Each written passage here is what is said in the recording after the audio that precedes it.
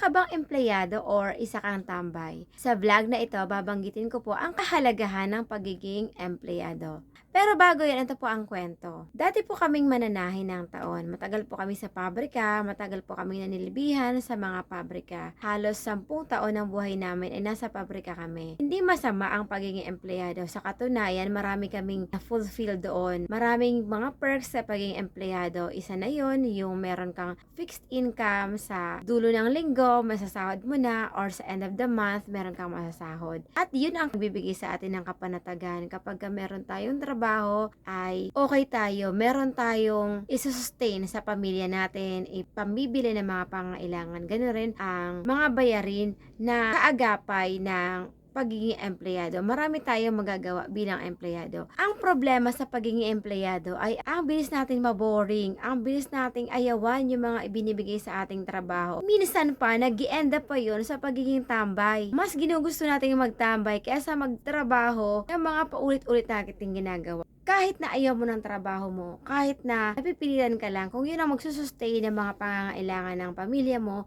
ay gawin mo.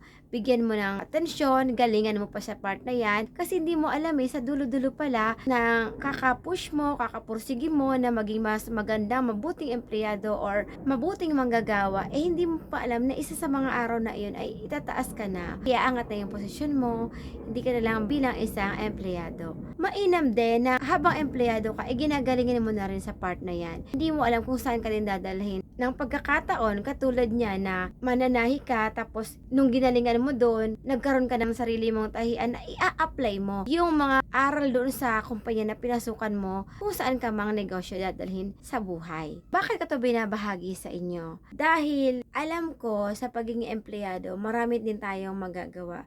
Marami tayong kapaki-pakinabang na magagawa kaysa mauwi tayo sa tambay.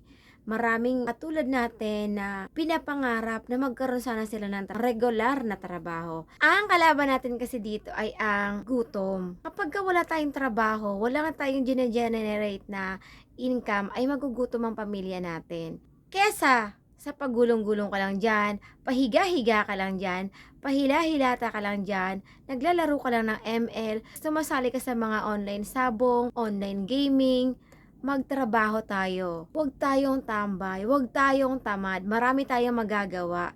Marami nang walang trabaho, huwag ka nang sumali. At kung ikaw ay walang trabaho ngayon, huwag mong hayaan na lagi kang walang trabaho. Kumilos ka lang. Kaya kung isa ka sa mga tambay sa ngayon, at wala kang masyadong ginagawa sa buhay, ay sumali na po sa grupong binuo namin. Kami po ay bumuo ng grupo na tinatawag na Tindera sa Palengke Group. Ito po, may mga nagtatanong or naghahanap ng kargador, naghahanap ng maghahakot para sa kanila, ng delivery boy or encoder. Dun po makakakita kayo ng mga pwede nyo pong maging trabaho, mapagsisilbihang trabaho, at paghusayan ang mga trabaho ibinigay sa inyo. Kaya natin yan. Huwag tayong tamad. Marami tayong magagawa at umpisan mo yan ngayon. Kung nagustuhan nyo po ang video na ito, ay huwag na pong kakalimutan na i-like and share na po this video at mag-comment po sa baba ng mag-a-apply na ako bukas. Mula po rin sa bayan ng Angono, ang Tahanang Higantes Festival,